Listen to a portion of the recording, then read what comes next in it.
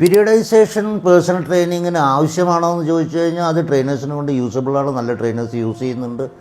എയ്സും NISM ഒക്കെ periodisation എങ്ങനെയാണ് utilise ചെയ്യേണ്ടത് എന്നുള്ളതിനെ കുറിച്ചിട്ട് പഠിപ്പിക്കുന്നുണ്ട്. പക്ഷേ പ്രശ്നം എന്താണെന്ന് പറഞ്ഞു കഴിഞ്ഞാൽ പീരിയഡൈസേഷൻ നോർമലി യൂസ് ചെയ്യുന്നത് അത്ലറ്റിക് കോച്ചസ് ഒക്കെയാണ്.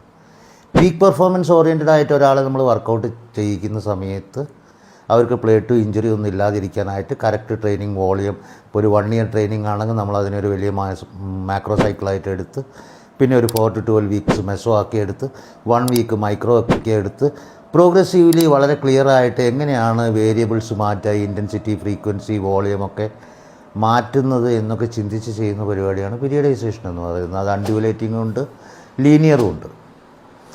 പീരിയഡൈസേഷൻ ചെയ്യുന്നതിലൂടെ നമുക്കിപ്പോൾ സോൺ 1 ട്രെയിനിങ്ങിൽ VT1 താഴെ ഇത്ര പെർസെൻറ്റേജ് കൊടുക്കണം, VT1 to VT2 സോൺ 2 ഇത്ര പെർസെൻറ്റേജ് കൊടുക്കണം, സോൺ 3 VT2 മുകളിലേക്ക് വെരി ഹൈ ഇൻറ്റൻസിറ്റി എക്സസൈസ് എത്ര പെർസെൻറ്റേജ് കൊടുക്കണം എന്നൊക്കെ പ്ലാൻ ചെയ്ത് ചെയ്യുന്നതാണ്. ഇത് പേഴ്സണൽ ട്രെയിനേഴ്സിന് യൂസ് ചെയ്യാം.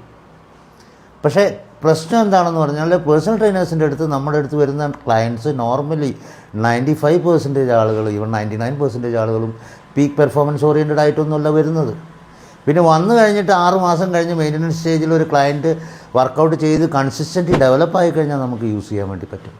പക്ഷേ ജനറൽ ക്ലയൻസിൻ്റെ അഡെയർനെസ്സും അവരുടെ ബേസിക് ഫങ്ഷണൽ ക്ലിയറൻസും എന്നിട്ട് അവരെ മെല്ലെ മെല്ലെ ഫേസ് ബൈ ഫേസ് കൊണ്ടുവന്നിട്ട് അവരൊരു റെഗുലർ എക്സസൈസറാക്കി നമുക്ക് കൊണ്ടുപോകാനായിട്ട് ഏറ്റവും നല്ലത് ACE-IFT മോഡലിൻ്റെ കാർഡിയോ റെസ്പിറേറ്ററി ട്രെയിനിങ്ങും മസ്കുലർ ട്രെയിനിങ്ങും അനുസരിച്ചിട്ട് പ്രോഗ്രാം പ്ലാൻ ചെയ്യുന്നതും ഇംപ്ലിമെൻറ്റ് ചെയ്യുന്നതുമാണ്. ഫിറ്റ്നസ് റിലേറ്റഡ് കണ്ടൻറ്റിനായിട്ട് ഗ്രീൻസിനെ ഫോളോ ചെയ്യുക.